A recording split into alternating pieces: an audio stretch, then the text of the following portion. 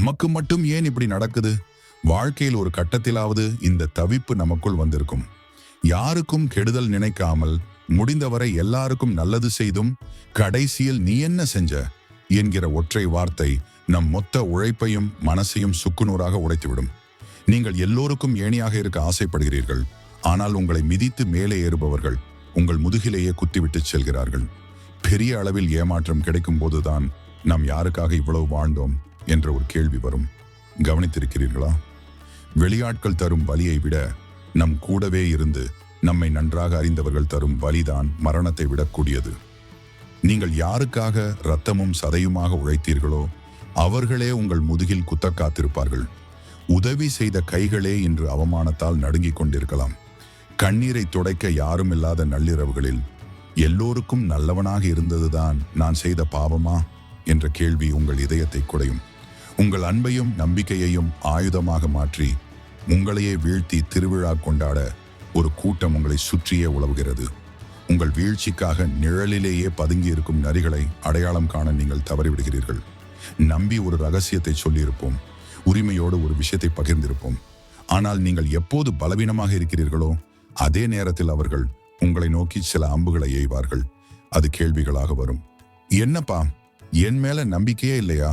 அல்லது ஏன் நீ இப்போதெல்லாம் இப்படி இருக்க என்று அவர்கள் கேட்கும் போது அது பாசமாக தெரியும்.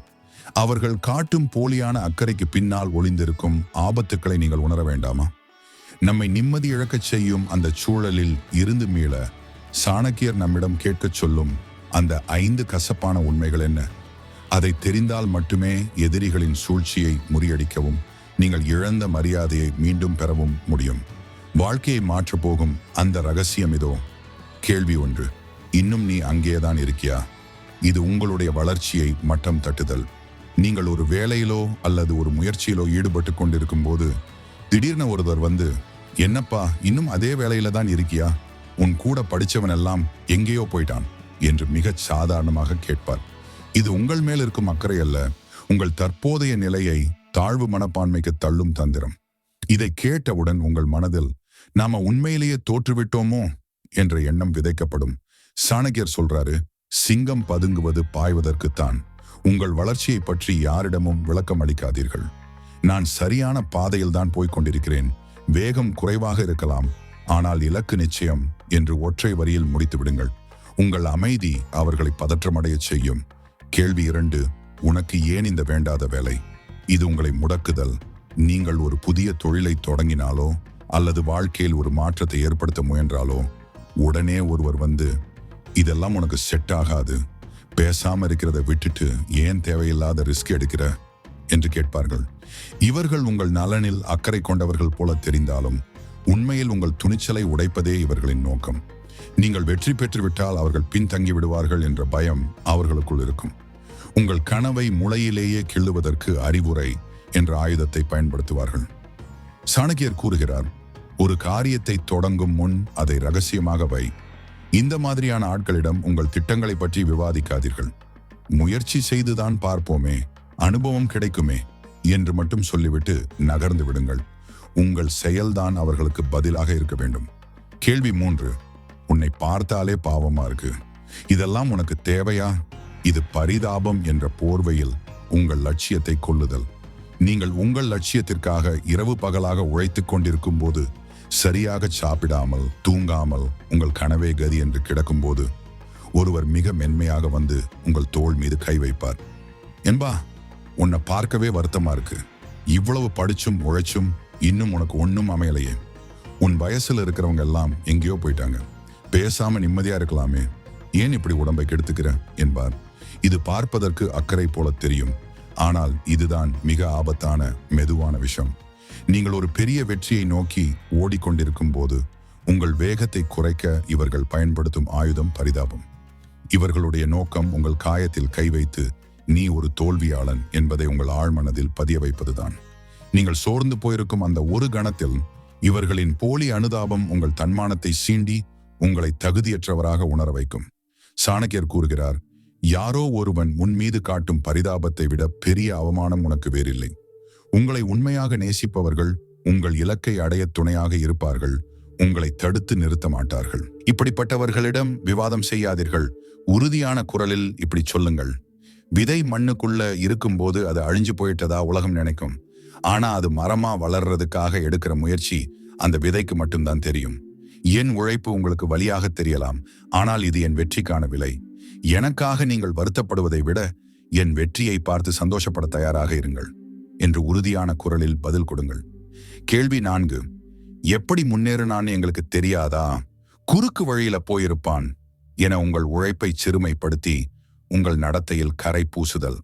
நீங்கள் நேர்மையாக உழைத்து முன்னேறிக் கொண்டிருக்கும் போது உங்கள் வளர்ச்சியை தடுக்க முடியாத, உங்களை எதிர்க்க துணிவில்லாத துரோகிகள் எடுக்கும் கடைசி ஆயுதம் உங்கள் ஒழுக்கத்தை கேள்விக்குள்ளாக்குவது. உங்களை நேருக்கு நேர் சந்திக்க பயப்படுபவர்கள் உங்களுக்கு பின்னால் உங்களை பற்றி அவதூறுகளை பரப்புவார்கள். இவன் எப்படி இவ்வளவு சீக்கிரம் மேல வந்தான்?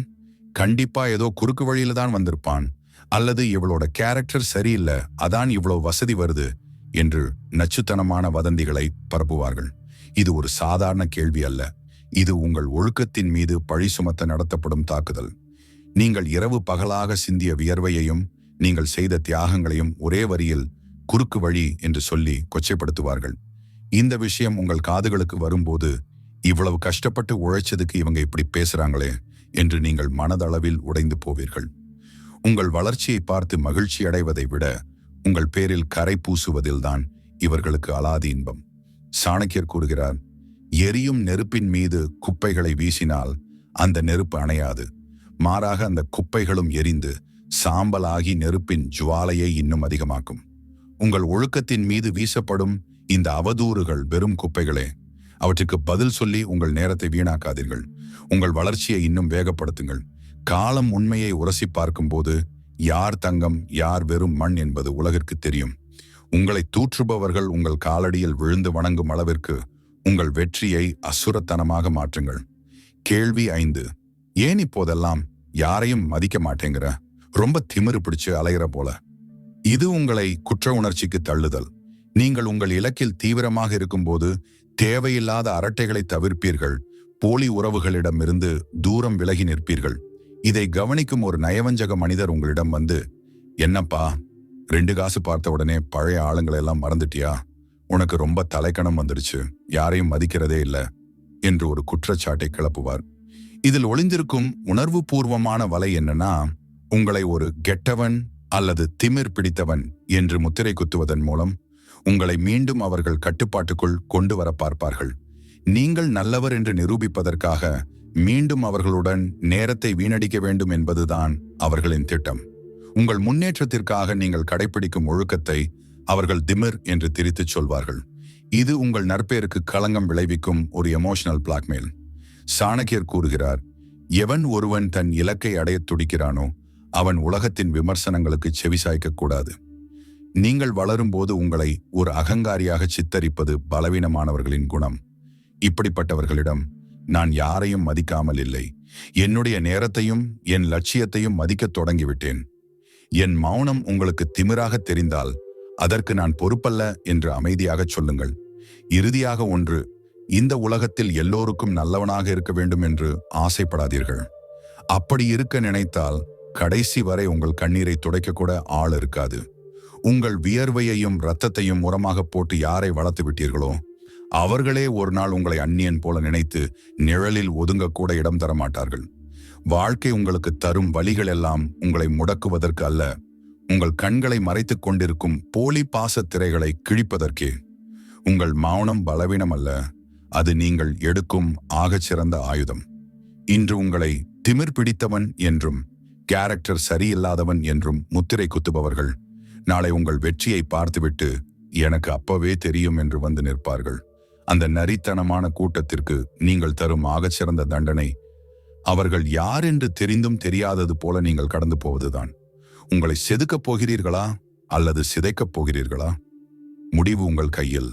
சாணக்கியரின் இந்த 5 கசப்பான உண்மைகளை உங்கள் இதயத்தில் ஆழமாக பதிய வையுங்கள்.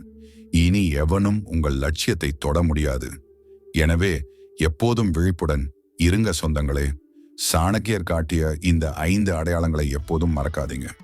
நிலையை மட்டம் தட்டுதல், துணிச்சலை முடக்குதல், போலி பரிதாபம், உங்கள் ஒழுக்கத்தின் மீது பழி சுமத்தி தாக்குதல், வெற்றியை திமிர் என சொல்லல். இப்போ நீங்க சொல்லுங்க, இந்த 5 கேள்விகள்ல உங்க வாழ்க்கையில உங்களை அதிகமா காயப்படுத்தின கேள்வி எது? அல்லது நல்லவன் என்ற போர்வையிலே உங்களை ஏமாற்றிய அந்த மனிதர்களுக்கு நீங்கள் கொடுக்க விரும்பும் பதில் என்ன? அதை மறக்காம கமெண்ட்ல சொல்லுங்க.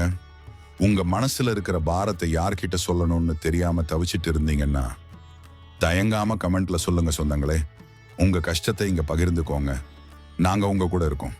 இந்த வீடியோ உங்களுக்கு ஒரு தெளிவை தந்திருந்தா ஒரு லைக் பண்ணுங்க.